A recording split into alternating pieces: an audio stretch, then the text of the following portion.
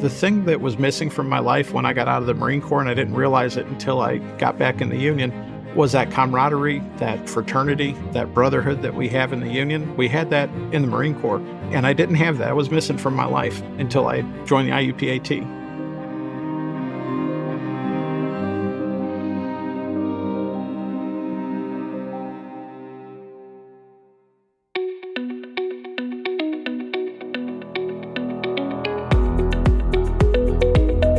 This is Associations Thrive, the podcast celebrating successful associations and their leaders. I'm your host, Joanna Pineda, CEO and Chief Troublemaker at Matrix Group International. Listen in as top association executives tell all, revealing the creative and innovative ways they're increasing membership, generating revenue, nurturing engagement, and reimagining their organizations. By the way, if you've launched a new initiative, created new member services, or updated your governance structure and are seeing great results, I want to hear your story, and so do my listeners. I'd love to have you as a guest. Go to podcast.matrixgroup.net and apply to be on Associations Thrive. Now let's dive into this week's show. Today, I'm speaking with Anton Ruesing, who's Executive Director of the Finishing Trades Institute. Anton, welcome to the show. Thank you, Joanna. Anton, tell us about FTI. So we are the training arm of the IUPAT, which is the Painters Union. We provide curriculum to our affiliate district councils and local unions so that they can train apprentices. We also train the instructors and provide certification services for the industry. And Anton, when you say that you're the training arm for the Painters Union doesn't really quite describe it. It's the International Union of Painters and Allied Trades, and there's a lot of trades in there. So give us examples of some of the trades covered by that, because it's diverse and interesting. Yeah, sure thing. And not a lot of people, when we describe what some of them are, they're like, well, what is that? So we have our commercial painters, which is kind of where we started. Our commercial painters do commercial residential buildings. We have industrial painters that do power plants, bridges, things like that. We have folks that work in theme parks, folks that work in DC. We also have our glazers that install windows, install the metal in the frames, drywall finishers, wall covering installers, floor covering installers. We represent a bunch of public sector workers. We have hydrojetting and water cleaning, also trade show workers, sign and display workers. We've got a lot of trades. We're a pretty diverse union as far as the different trades that we represent. You know, Anton, I've had a chance to work with the IUPAT as well as FTI for many years now. And I remember being at a seminar for your directors of training, and I asked them, how do you describe the union? And the director from Las Vegas was amazing. He said, here's what I do with new apprentices. I take them up to the roof of the building and I say, we make Las Vegas beautiful. That's awesome. I loved it. And the other directors started laughing and they said, you're right. They said, we clean up what the other crafts have, not made pretty. Mm-hmm. Hence the finishing trades. But you obviously are a hugely important trade. So Anton, before we get into FTI and what you're doing differently to thrive, tell us about your journey to becoming executive director of FTI, because you've got some great stories. I actually wanted to go to law school. I wanted to be an attorney. I came from a working class family that didn't have a lot of money, so didn't have the opportunity to go to college right out of high school. Honestly, I wasn't the best student either. I just didn't have a lot of direction, young and immature. So I went in the Marine Corps looking for the Marine Corps to pay for college. I found out on the back end that the GI Bill doesn't work exactly how you'd think it worked when you get in, but that was more my fault than the military's fault. So I got out of the Marine Corps and I was looking for a job. I knew that construction workers made a lot of money. And I wanted to go into the trades so that I could figure out how to pay for college. I thought I'd work during the day and go to night school. So a friend of mine from high school I played hockey with, his dad owned a painting company. They painted houses. And he said, my dad's got a paint company. Are you interested in becoming an apprentice painter? And I had no idea what that even meant, but I said, sure thing, let's give it a shot. So I started off as an apprentice in St. Louis. I worked there for a while. And when I graduated college, I thought, okay, I'm done. I went a little bit different path and got into IT. Still wanted to go to law school, but I was just starting a family and things were a little bit complicated and couldn't figure out how to get into law school at that point. So I thought, well, I'll go to work at one of the local IT companies. So I worked there for a couple of years. had what I thought was a bunch of friends and going to lunch every day, doing what you typically do in an office. And maybe a week or two before Thanksgiving, it was a Friday afternoon. I go out, try to start my truck, and the battery's dead. So I grab my jumper cables out of the back of the truck and I'm running around the parking lot as everybody's leaving, trying to get home for the weekend.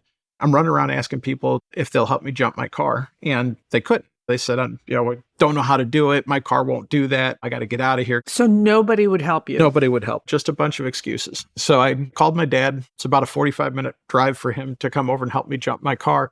And while I was sitting there, I was thinking about a couple years earlier when I was on the job as a painter. And I had an old beat up pickup truck. It was a different one. It was actually worse than the one that had just broke down on me. And the brake line went out when I was going up a hill. So I kind of coasted to the top of the hill. I jumped out, shoved a block underneath the tire so it wouldn't roll back down the hill. And I'm sitting there trying to figure out what I'm going to do. And I see a guy coming up the hill that was not a friend. We weren't enemies, but we just didn't see eye to eye, didn't get along. He was in the union with you previously. He was. I saw him driving up the hill and I thought, oh, great. Here comes, I'm not going to give you his name. Here comes so-and-so. And he gets to the top of the hill and all I could think is he's going to razz me. He's going to give me a bunch of grief. And I don't need this. I just want to finish out the day. So he asked me what's wrong. I told him the brakes went out. He crawls under the truck, looks at the brakes. He says, oh, your brake line popped. We can fix that. He says, get in the truck. So he takes me to the auto parts store. I had actually left my wallet in the truck because I was so frustrated. He bought the brake line, took me back to my truck, crawled underneath, fixed the brake line, showed me how to bleed the brakes, and then sent me on my way. And I wish I could say we became best friends, but it didn't work out that way. We still didn't see eye to eye, but he made sure I got home that day. And that's all I could think of when I was running around the parking lot at work with my jumper cables trying to get my truck started was my union brother made sure that I made it home at the end of the day. So I went in on Monday, tendered my resignation, and came running back to the union. So that experience was so defining for you because you thought you had a community and they let you down. Absolutely. So one Friday afternoon changed your life. 100%. And I've never left. I love working with my hands anyway. I love being out in the field, having a work product at the end of the day. I could stand back and look at what I've done. But the thing that was missing from my life when I got out of the Marine Corps, and I didn't realize it until I got back in the union, was that camaraderie, that fraternity, that brotherhood that we have in the union. We had that in the Marine Corps, and I didn't have that. I was missing from my life until I joined the IUPAT. And when I came back, I really realized that was what was missing. So I've never left. I've been with the union ever since. I moved down to Florida. I became an instructor, then a coordinator. Then I was asked to be the director in Florida. And maybe it's been about 7 or 8 years ago, I got a phone call from our general president, and he asked me if I wanted to come up to the International and work with the program at the International. So I came up here, became a project manager, basically. Did that for our industrial coatings for a little while, and then eventually became the director. And that's where I'm at now. And I wouldn't change my career path for anything. I'd still like to go to law school someday, but that's for future time, maybe. Well, congratulations. My company, Matrix Group, in addition to working with you all, we are working with helmets to hard hats.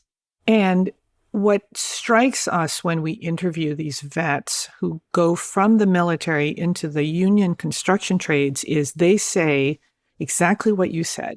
They are looking for community. They're looking for camaraderie. They want to be part of a team, and they want to have mission. Yep. So it's like mission and team, and they find that in the trades. Amazing. Yeah, absolutely. One of the things that's very disheartening is there's a very high rate of suicide for veterans that are just getting out of the military because their whole world changes. Life changes completely for them, and it's like a complete about face. And the construction world also has a very high rate of death by suicide. But putting those two things together, it provides that direction, provides that mission and purpose and that brotherhood and camaraderie and friendship and all that.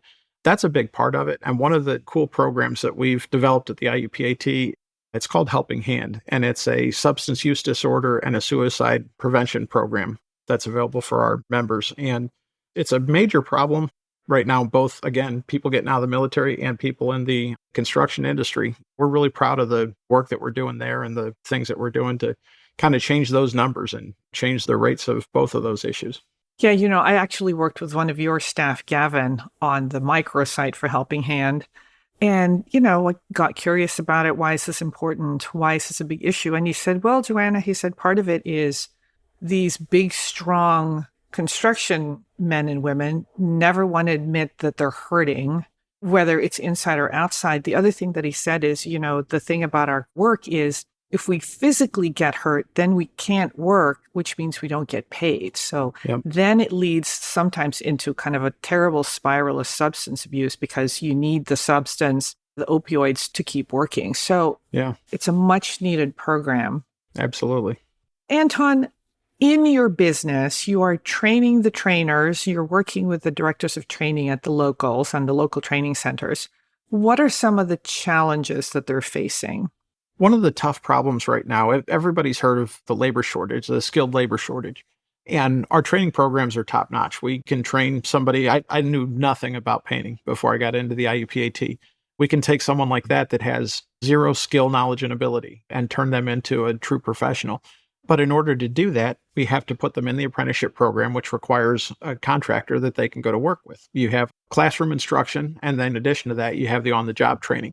And if we don't have a contractor to send them to work to, you miss out on that component of training and they'll never progress through the program. So we can't bring somebody in unless we have a job for them. And one of the issues that we're facing, even though we have a skilled labor shortage, every time a contractor takes on new work, there's a certain amount of risk that they have to take on. They have to trust that the union is going to provide skilled labor for them and that we have both apprentices and journey persons to send out to work that can competently do that job for them. So the contractors have to take on that risk. On the union side, the risk for us is bringing people into the program. If we don't have a job to send them to, they're not going to stick around very long. They have to feed their family. And you'll spend a lot of money training them and they don't have work. Exactly. And potentially even training them for a non-union position that would be in direct competition with those same contractors that are trying to bid from the union perspective. So there's a balance of interests and there's a certain level of trust that you have to have between the union and the contractors. And while I don't think there's distrust between them, I think we need to improve that level of trust. The contractors need to trust that we're going to have the skilled manpower for them. And we need to trust that the contractors are going to have jobs to send the apprentices and journey persons to. If we don't have that open communication, that trust between both, we're never going to grow. And that's one of the issues that we're having right now is finding new recruits, but then making sure that we can employ them so that we can in turn train them and turn them into the skilled workforce of tomorrow. And that's a delicate balancing act, right? The contractors have to believe that they'll have the people to actually conduct the job, and the locals have to believe that there's actually work for the apprentices they're recruiting. And that requires coordination and communication. So you have something called the Finishing Industries Forum that really encourages contractors to talk with the directors of training. So tell us about that. This is something you do every year. Sure. We're probably in our 12th or 13th year. We started several years ago. And what it's designed for is it's a timed event where everybody can come together in the industry and talk about problems. And there's a scheduled program where we have speakers and workshops during the day. And it's usually held over 2.5 or 3 days. And again, scheduled workshops, scheduled plenary sessions, and a lot of conversation about the issues that we're having in the industry. But from the local perspective, before I came to work for the International, I worked at our local district council in Florida. And our business manager at the time said, if you are going to go to FIF, you have to bring your contractor with you, at least one of the contractors that you represent or you work with, or for me, who you supply apprentices to. And the conversations that we would have when we'd go to Vegas, it's almost always in Vegas. We tried Orlando a couple times, but we would go there. And the after hours when we would go have dinner together, we had a couple times where we took road trips out to like Area 51, Hoover Dam, Grand Canyon. Nice. When you ride around in a car with a contractor for a few hours, you start to break down barriers, you start to develop a relationship, and you start to have really good conversations about life in general. But then it also leads back to work, and you build that level of trust where, I could call and say, hey, I've got a couple of apprentices that haven't worked for a while. Do you have anything for them? Or they could call and say, hey, Anton, we've got this job coming up in a couple of months. We're going to need this specific skill set trained. Can you help us out with that? Can you make sure that we've got some folks that you can send out? And having those open lines of communication were invaluable. And building that level of trust is how you grow the program. And we have a lot of district councils that are doing that. We have a lot of business managers and contractors that are having those conversations, but I think we need to have more of them, and we need to build that level of trust even more. And that's how we're going to move forward and be able to ensure we're doing a good job of recruiting, making sure that we're recruiting a more diverse workforce that more accurately represents the communities that we're working in, that we're providing our contractors with the skilled labor necessary, that they have confidence to go out and bid on those projects and get those jobs and keep our folks working and stay profitable themselves. Anton, I think about whenever I go to a conference or a trade show, it's often the conversations over a meal that become the most meaningful, because when I'm sitting in a room watching a lecture, I'll get content from the lecture, but the connection that I make is over the meal, or not even during the cocktail hour. It's usually during the tour or the meal or the fun run or the whatever. So that's exactly what you're doing with FIF, is really creating those opportunities for interaction so that you can call the contractor and say, I need some help. Yep, exactly. Now, you talk about recruiting, and you guys do something really fun every year at the National Building Museum called the Big Build. And this is fun for the kids, but it's kind of guerrilla recruiting. So tell us about the Big Build. It's actually one of my favorite events that we do. It's a bunch of different folks from a bunch of different trades. Some are union, some are non-union, some are owners, some are very trade specific. And what we do is we go to the National Building Museum. Everybody sets up a booth, and it's a very hands-on and interactive event. It's designed for kids, and I've seen 2 and 3-year-olds that are just walking up to 14, 15, 16-year-olds. And what they do is they get to go around all these different booths, and in some of them, it's just they're hammering nails into wood. In some, they're smearing drywall mud on the drywall. At our booth, we bring all of our VR equipment that we use for training and for trade show purposes, and put them in the VR environment so they can experience what our drywall finishers will see on the job. They'll experience what it's like to drive a virtual high reach, what it's like to spray paint and be a painter. And they have a great time. My kids have been going since they were little. We brought them up there and they got to go around and do all the booths. And this last year, my daughter's actually an apprentice in the trade. She's a glazer.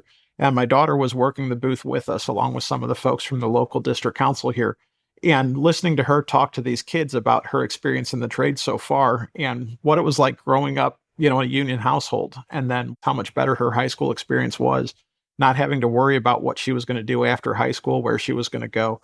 It was really cool for me as a dad and as a tradesperson to sit back and watch that, in hopes that 5, 10, 15 years from now, those kids that are walking through the National Building Museum come into an IUPAT office or maybe another union somewhere else in the area and join and become a tradesperson.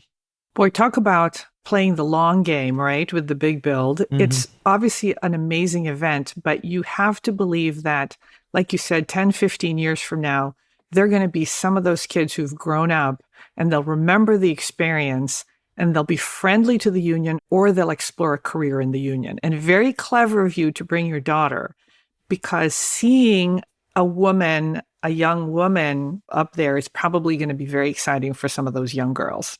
Oh, yeah. She can relate to him a heck of a lot better than I can. That's for sure. Yeah. Hey, so you talked about VR. How are you incorporating VR or AR into your curriculum and your training? Is that a big thing at FTI? It is.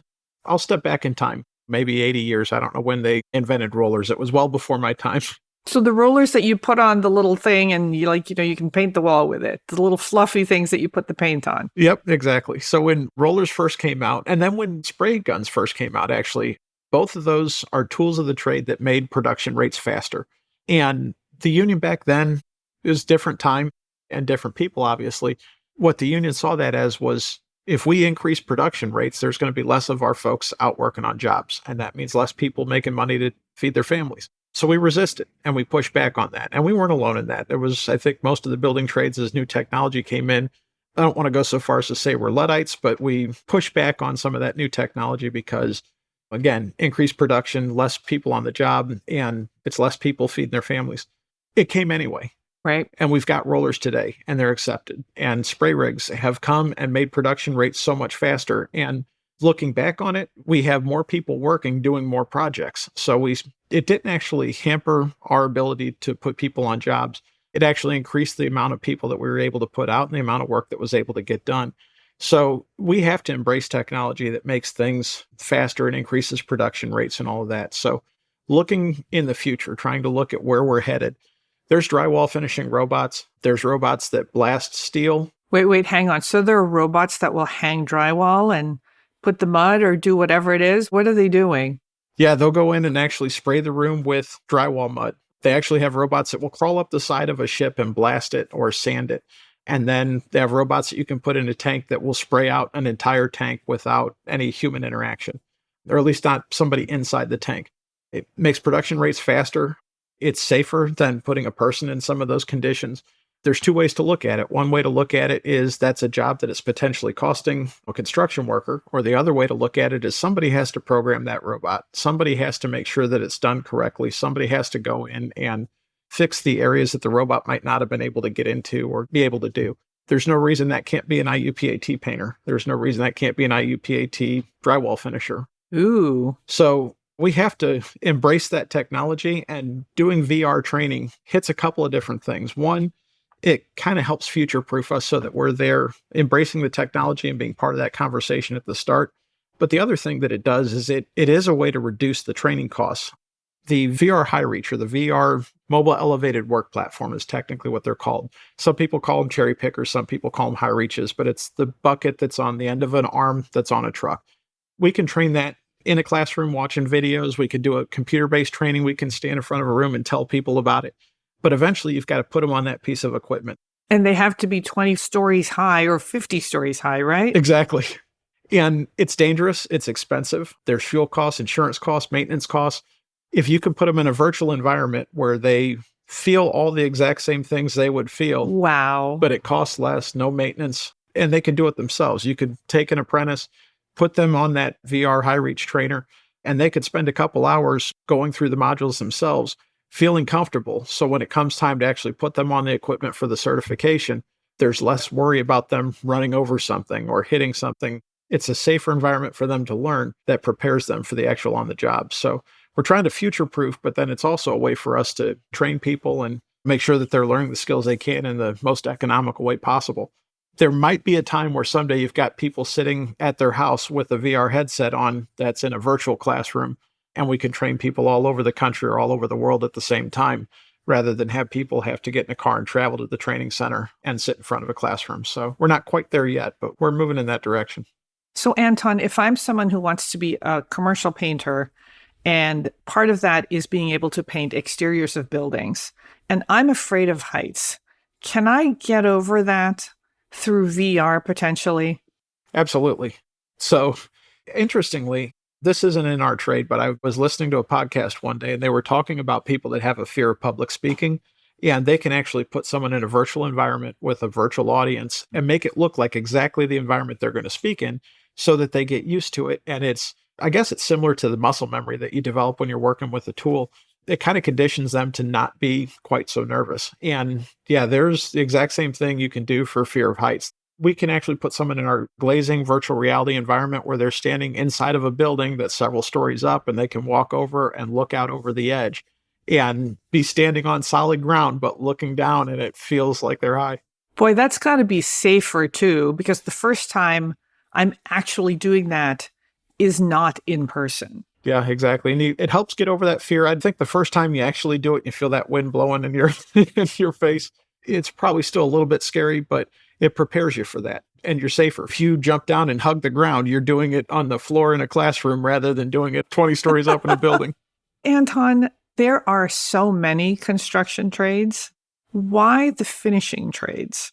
We kind of joke and say we're the redheaded stepchild of the trades, which I wish we didn't do. You make everything beautiful, though, and you finish things, whether it's the windows, the glass, Yep. the drywall. It's a great story. And it takes a lot of skill. And we do make things beautiful. We do finish things. We are usually one of the last trades that's in. The thing that I've always loved about it is being able to step back at the end of the day and look at the work that I've accomplished and really see it. Not that the other trades don't have that, because they all do to some extent, but we really do finish the projects. Whether you're putting in glass on the exterior of a building and you're making the building look beautiful with this glass facade, or whether you're laying the carpet, or whether you're doing a cool drywall technique, doing scenic painting, doing that type of stuff, you get to stand back at the end of the day and look at the work that you've accomplished. And like most people in the trades, I drive by buildings with my kids and say, I did that. I worked at a theme park in Orlando for several years. Neat. And when I took my kids there, I was always walking around pointing out, hey, I worked on that. Daddy did that. It's pretty cool. But that's probably the thing that I like the most about what we do is putting that final touch on something and being the last trade in. So, Anton, it's National Apprenticeship Week, which is a big deal in today's very challenging labor environment. And I have to tell you, almost every guest I have on Associations Thrive talks about labor shortages, every single one of them. Because the labor shortage is so extreme and it feels like everyone's hiring, why sign up for an apprentice program when you can get hired directly? A couple different reasons. Apprenticeship is a path that kind of builds a whole construction worker, whatever trade you're in. And when the National Apprenticeship Act was passed, that was the focus, was to train people to do all aspects of the task rather than just splinter off these specific things. So when you join a registered apprenticeship program, you get to learn everything about being a painter, glazer, drywall finisher, electrician, plumber, all of the different things that comprise what it means to be that type of a worker. Makes you more marketable, gives you more knowledge, you have a longer career. So those are the number one benefits of joining a registered apprenticeship program. You also have guaranteed raises at specific intervals as you go through the program. That's one of the things that's required in registered apprenticeship is that there's a progressive wage schedule. So you know how much you're going to be making as you progress through the trades. So there's a future. You're not just doing one task for one set wage and you do that for the rest of your life. You can actually progress through the trade. So those are some of the reasons why. Safety, I think, is a big component of registered apprenticeship. There's a lot of benefits to registered apprenticeship, and there's a lot of focus on registered apprenticeship, not just this week, but this administration is really focused on elevating workers through apprenticeship programs, through registered apprenticeship, through unions, through pre-apprenticeship, and workforce development is a big topic of conversation. Well, Anton, I am so grateful to you for giving me time during National Apprenticeship Week and for sharing so much about what FTI is doing to thrive and do all these amazing things for your apprentices and your directors of training. So thank you so much for being on the show. I hope that you'll come back. I would love to. Thank you so much for the opportunity.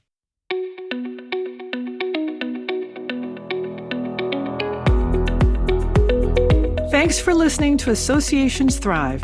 We're so glad to have you here.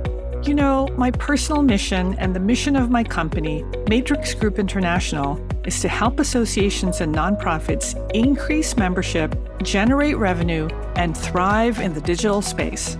I want to hear stories of how your organization is thriving in today's challenging landscape. Please apply to be on my show by going to podcast.matrixgroup.net. By the way, do you need help with a digital initiative? Maybe it's a website redesign, a new membership database, or a hybrid meeting that you're planning. I'd love to connect with you. Please visit the Matrix Group website at matrixgroup.net. Thanks again for listening to this week's episode of Associations Thrive. Don't forget to subscribe to the show, leave a 5-star rating, post a comment, and share it with your colleagues and friends. Bye!